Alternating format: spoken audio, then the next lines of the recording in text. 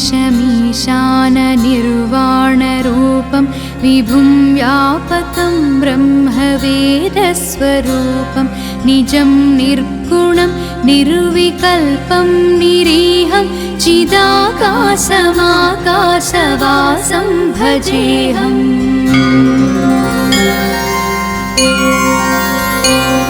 निराकारवोङ्कारमूलं तुरीयं गिराज्ञानगोतीतमीशं गिरीशं कळारं महाकालकालं कृपालुं गुणाकारसंसारपारं नतोऽहम्।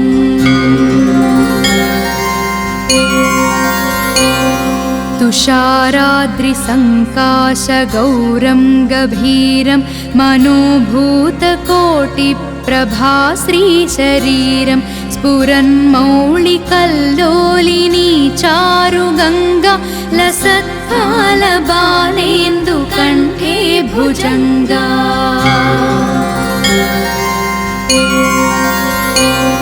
चलत्कुण्डलं भ्रूसुनेत्रं विशालं प्रसन्नाननं नीलकण्ठं दयाळुं मृगाधीशचर्माम्बरं रुण्डमालं प्रियं शङ्करं सर्वनाथं भजामि।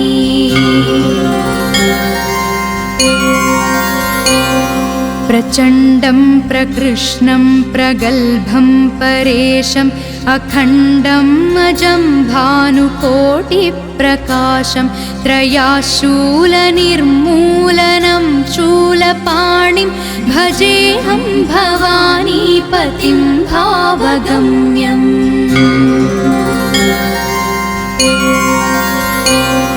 कलातीतकल्याणकल्पान्तकारी सदा सज्जनानदं दाता पुरारी चिदानन्दसन्दोहमोहापहारी प्रसीद प्रसीद प्रभो मन्मधारी।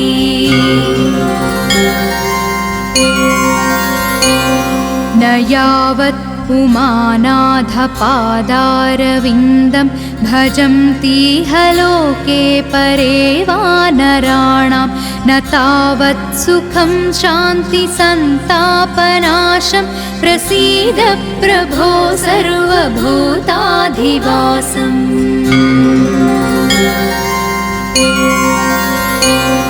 न जानामि योगं जपं नैव पूजां नतोऽहं सदा सर्वदा शम्भुतुभ्यं जराजन्मदुःखौघतातप्यमानं प्रभो पाहि आपन्नमामीश शम्भो।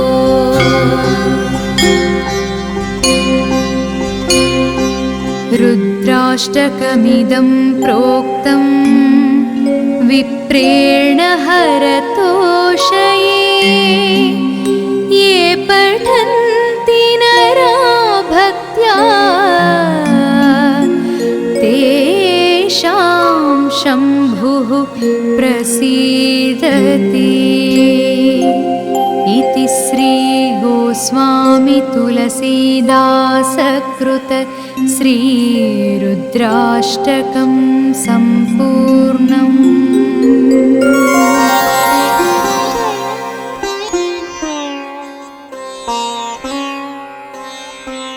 नमामीशमीशाननिर्वाणरूपं विभुं व्यापकं ब्रह्मवेदस्वरूपं निजं निर्गुणं निर्विकल्पं निरीहं चिदाकाशमाकाशवासं भजेऽहम्।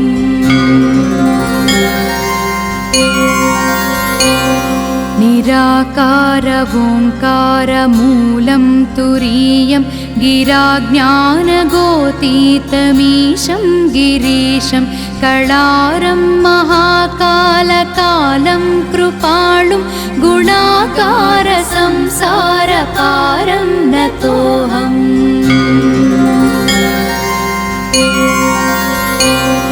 तुषाराद्रिसङ्काशगौरं गभीरं मनोभूतकोटिप्रभाश्रीशरीरं प्रभाश्रीशरीरं स्फुरन्मौळिकल्लोलिनी चारुगङ्गा लसत्फालबालेन्दुकण्ठे भुजङ्गा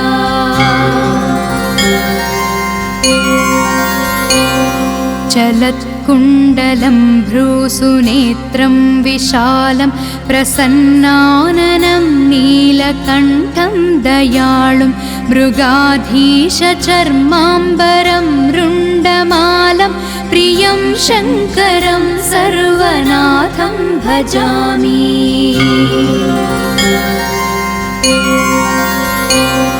प्रचण्डं प्रकृष्णं प्रगल्भं परेशम् अखण्डम् अजं भानुकोटिप्रकाशं त्रयाशूलनिर्मूलनं शूलपाणिं भजेऽहं भवानीपतिं भावगम्यम्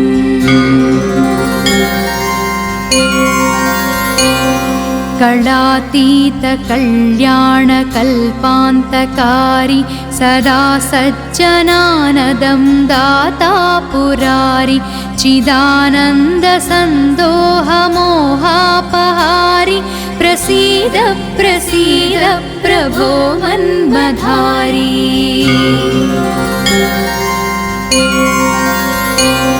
न यावत् पुमानाधपादारविन्दं भजन्तीह लोके परे वानराणां न तावत् सुखं शान्तिसन्तापनाशं प्रसीद प्रभो सर्वभूताधिवासम्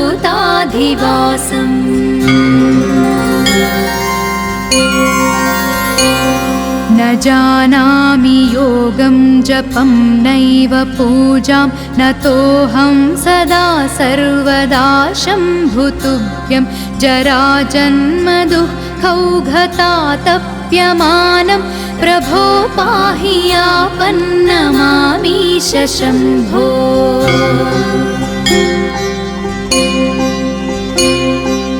रुद्राष्टकमिदं प्रोक्तम् विप्रेण हरतोषये ये पठन्ति नरा भक्त्या तेषां शम्भुः प्रसीदति इति श्री गोस्वामी तुलसीदासकृत श्रीरुद्राष्टकं सम्पूर्णम्।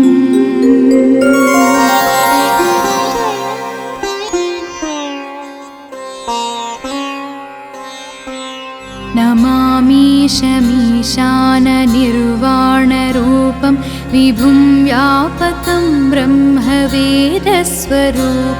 निजं निर्गुणं निर्विकल्पं निरीहं चिदाकाशमाकाशवासं भजेऽहम्।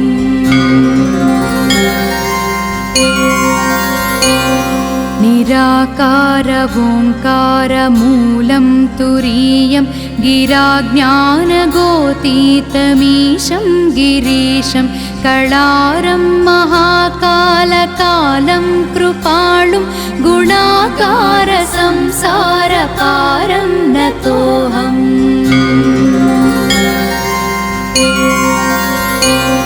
तुषाराद्रिसङ्काशगौरं गभीरं मनोभूतकोटिप्रभाश्रीशरीरं स्फुरन्मौळिकल्लोलिनी चारुगङ्गा लसत्फालबालेन्दुकण्ठे भुजङ्गा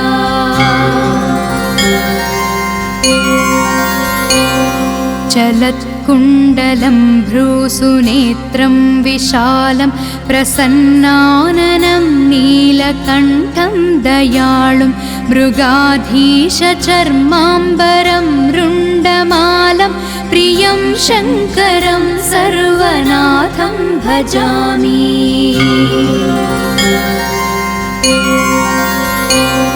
प्रचण्डं प्रकृष्णं प्रगल्भं परेशम् अखण्डम् अजं भानुकोटिप्रकाशं त्रयाशूलनिर्मूलनं शूलपाणिं भजेऽहं भवानीपतिं भावगम्यम्।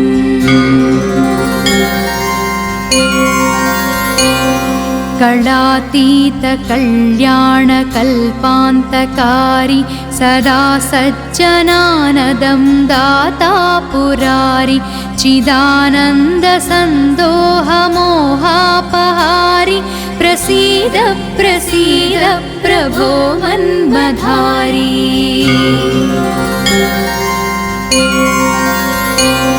न यावत् उमानाथपादारविन्दं भजन्तीह लोके परे वानराणां न तावत् सुखं शान्तिसन्तापनाशं प्रसीद प्रभो सर्वभूताधिवासम्।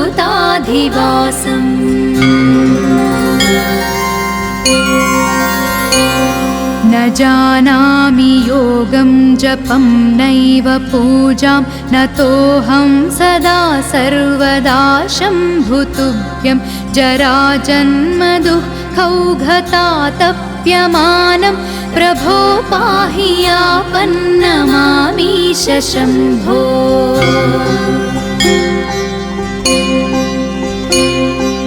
रुद्राष्टकमिदं प्रोक्तम् विप्रेण हरतोषये ये पठन्ति नरा भक्त्या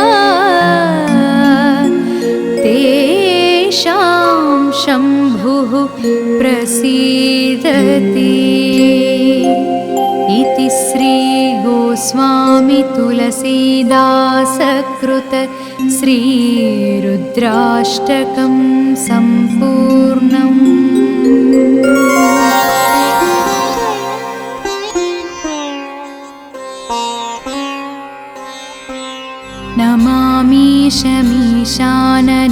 नमामीशमीशाननिर्वाणरूपं विभुं व्यापकं ब्रह्मवेदस्वरूपं निजं निर्गुणं निर्विकल्पं निरीहं चिदाकाशमाकाशवासं भजेऽहम्।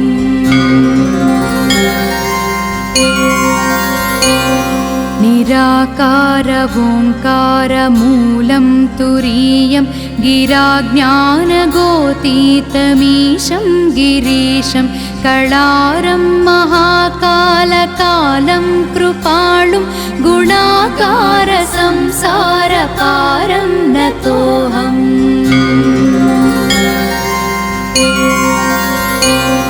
तुषाराद्रिसङ्काशगौरं गभीरं मनोभूतकोटिप्रभाश्रीशरीरं स्फुरन्मौलिकल्लोलिनी चारुगङ्गा लसत्फालबालेन्दुकण्ठे भुजङ्गा।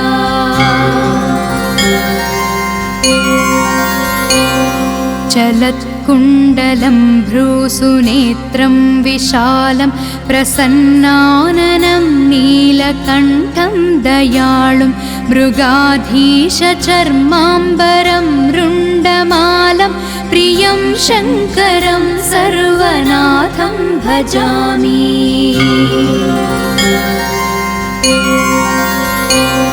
प्रचण्डं प्रकृष्णं प्रगल्भं परेशम् अखण्डम् अजं भानुकोटिप्रकाशं त्रयाशूलनिर्मूलनं शूलपाणिं भजेऽहं भवानीपतिं भावगम्यम्।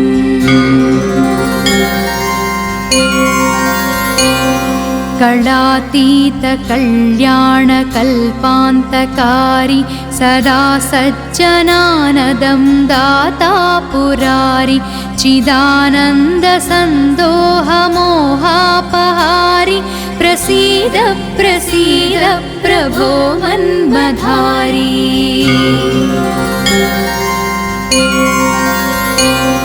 न यावत् उमानाथपादारविन्दं भजन्तीह लोके परे वानराणां न तावत् सुखं शान्तिसन्तापनाशं प्रसीद प्रभो सर्वभूताधिवासम्।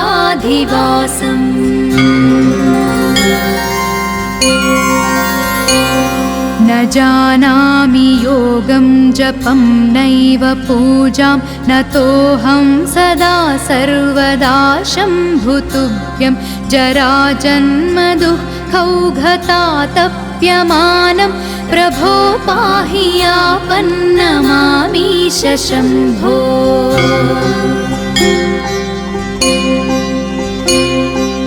रुद्राष्टकमिदं प्रोक्तम् विप्रेण हरतोषये ये पठन्ति नरा भक्त्या तेषां शम्भुः प्रसीदति। इति श्री गोस्वामी तुलसीदासकृत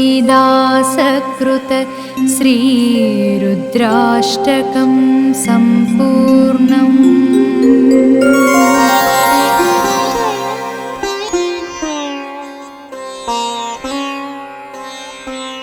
नमामीशमीशाननिर्वाणरूपं विभुं व्यापकं ब्रह्मवेदस्वरूपं निजं निर्गुणं निर्विकल्पं निरीहं चिदाकाशमाकाशवासं भजेऽहम्।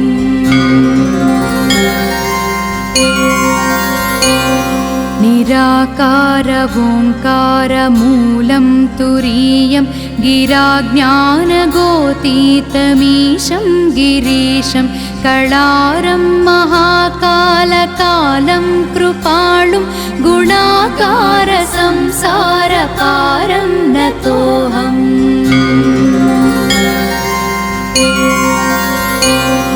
तुषाराद्रिसङ्काशगौरं गभीरं मनोभूतकोटिप्रभाश्रीशरीरं स्फुरन्मौलिकल्लोलिनी चारुगङ्गा लसत्कालबालेन्दुकण्ठे भुजङ्गा।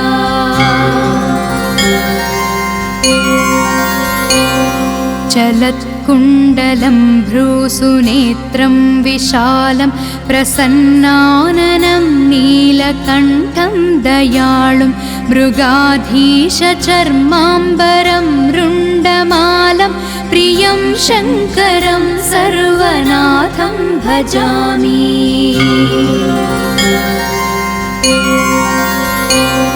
प्रचण्डं प्रकृष्णं प्रगल्भं परेशम् अखण्डं अजं भानुकोटिप्रकाशं त्रयाशूलनिर्मूलनं शूलपाणिं भजेऽहं भवानीपतिं भावगम्यम्।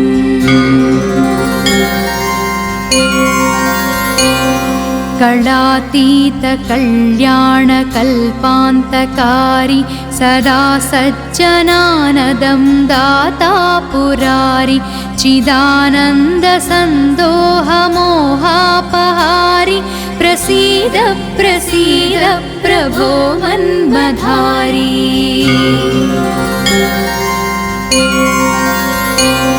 न यावत् उमानाथपादारविन्दं भजन्तीह लोके परे वानराणां न तावत् सुखं शान्तिसन्तापनाशं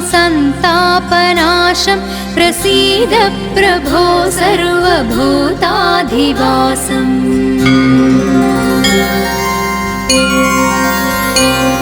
न जानामि योगं जपं नैव पूजां नतोऽहं सदा सर्वदा शम्भुतुभ्यं जराजन्मदुःखौघतातप्यमानं प्रभो पाहि यापन्नमामीश शम्भो।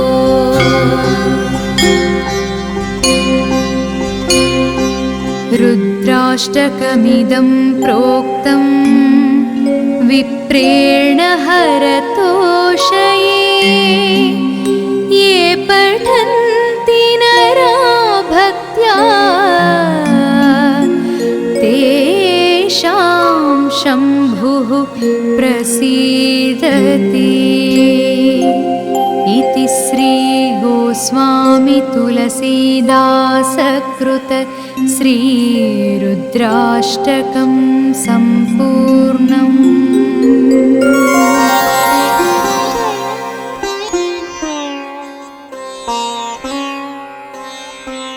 नमामीशमीशाननिर्वाणरूपं विभुं व्यापकं ब्रह्मवेदस्वरूपं निजं निर्गुणं निर्विकल्पं निरीहं चिदाकाशमाकाशवासं भजेऽहम्।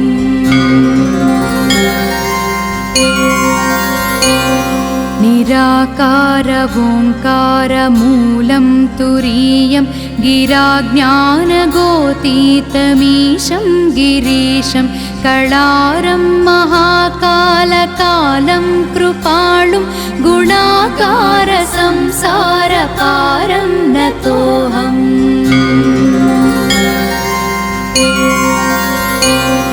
तुषाराद्रिसङ्काशगौरं गभीरं मनोभूतकोटिप्रभाश्रीशरीरं स्फुरन्मौलिकल्लोलिनी चारुगङ्गा लसत्फालबालेन्दुकण्ठे भुजङ्गा।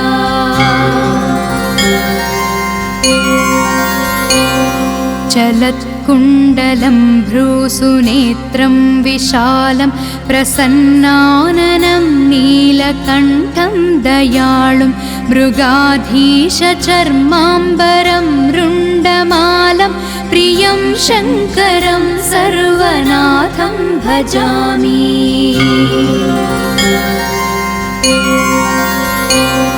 प्रचण्डं प्रकृष्णं प्रगल्भं परेशम् अखण्डं अजं भानुकोटिप्रकाशं त्रयाशूलनिर्मूलनं शूलपाणिं भजेऽहं भवानीपतिं भावगम्यम्।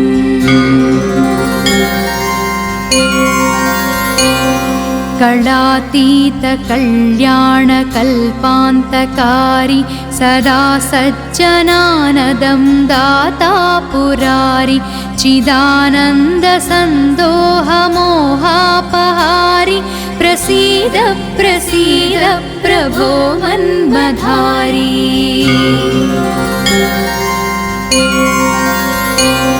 न यावत् पुमानाथपादारविन्दं भजन्तीह लोके परे वानराणां न तावत् सुखं शान्तिसन्तापनाशं प्रसीद प्रभो सर्वभूताधिवासम्।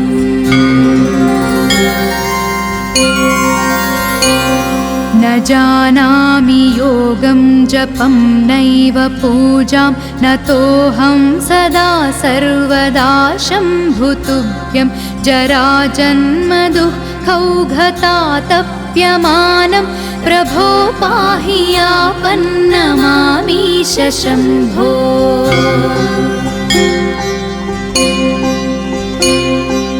रुद्राष्टकमिदं प्रोक्तम् विप्रेण हरतोषये ये पठन्ति नरा भक्त्या तेषां शम्भुः प्रसीदति। इति श्री गोस्वामी तुलसीदासकृत श्रीरुद्राष्टकं सम्पूर्णम्।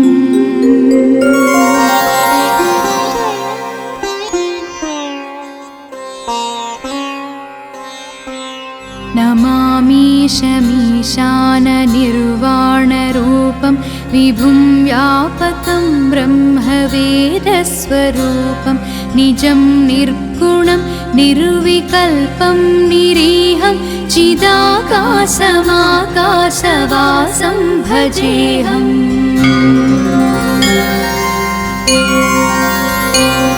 निराकारवोङ्कारमूलं तुरीयं गिराज्ञानगोतीतमीशं गिरीशं कळारं महाकालकालं कृपालुं गुणाकारसंसारपारं नतोऽहम्।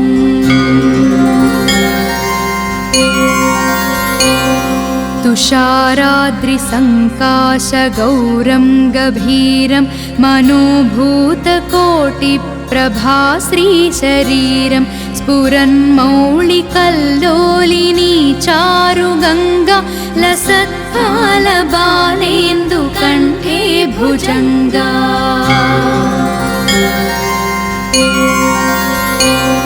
चलत्कुण्डलं भ्रूसुनेत्रं विशालं प्रसन्नाननं नीलकण्ठं दयाळुं मृगाधीशचर्माम्बरं रुण्डमालं प्रियं शङ्करं सर्वनाथं भजामि।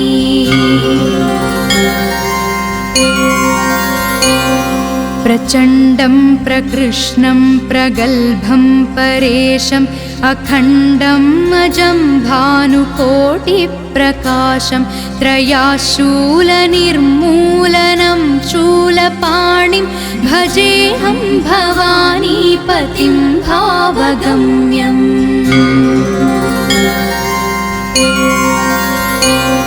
कलातीतकल्याणकल्पान्तकारी सदा सज्जनानदं दाता पुरारि चिदानन्दसन्दोहमोहापहारि प्रसीद प्रसीद प्रभो मन्मधारी।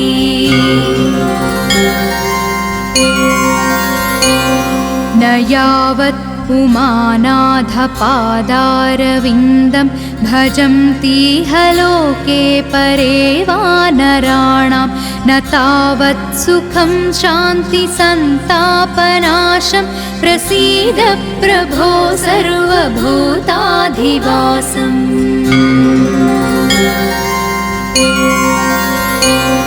न जानामि योगं जपं नैव पूजां नतोऽहं सदा सर्वदा शम्भुतुभ्यं जराजन्मदुःखौघतातप्यमानं प्रभो पाहि यापन्नमामीश शम्भो।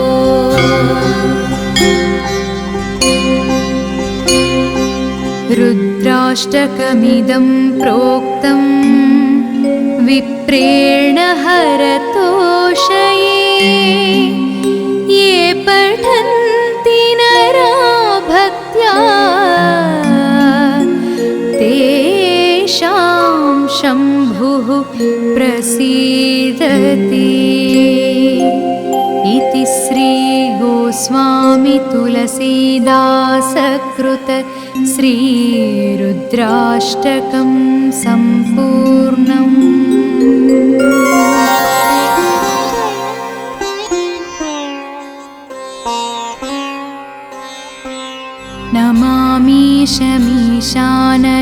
नमामीशमीशाननिर्वाणरूपं विभुं व्यापकं ब्रह्मवेदस्वरूपं निजं निर्गुणं निर्विकल्पं निरीहं चिदाकाशमाकाशवासं भजेऽहम्।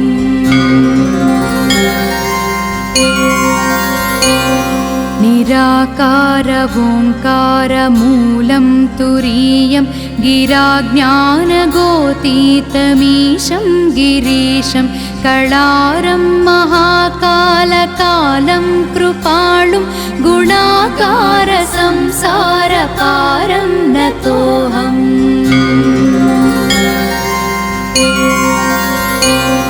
तुषाराद्रिसङ्काशगौरं गभीरं मनोभूतकोटिप्रभाश्रीशरीरं स्फुरन्मौलिकल्लोलिनी चारुगङ्गा सत्फलबालेन्दुकण्ठे भुजङ्गा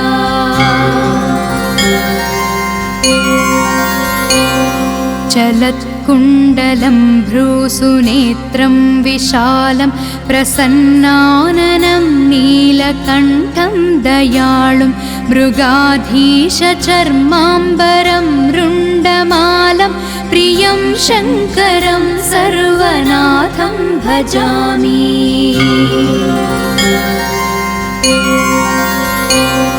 प्रचण्डं प्रकृष्णं प्रगल्भं परेशम् अखण्डम् अजं भानुकोटिप्रकाशं त्रयाशूलनिर्मूलनं शूलपाणिं भजेऽहं भवानीपतिं भावगम्यम्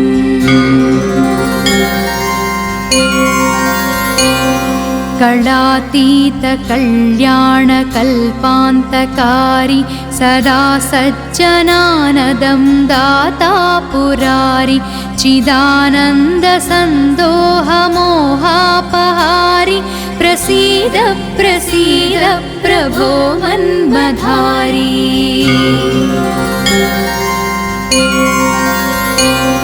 न यावत् उमानाथपादारविन्दं भजन्तीह लोके परे वानराणां न तावत् सुखं शान्तिसन्तापनाशं प्रसीद प्रभो सर्वभूताधिवासम्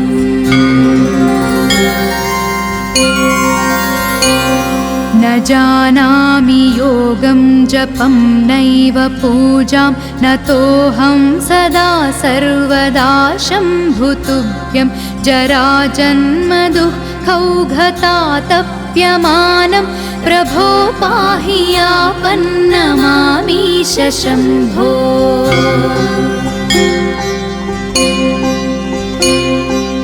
रुद्राष्टकमिदं प्रोक्तम् विप्रेण हरतोषये ये पठन्ति नरा भक्त्या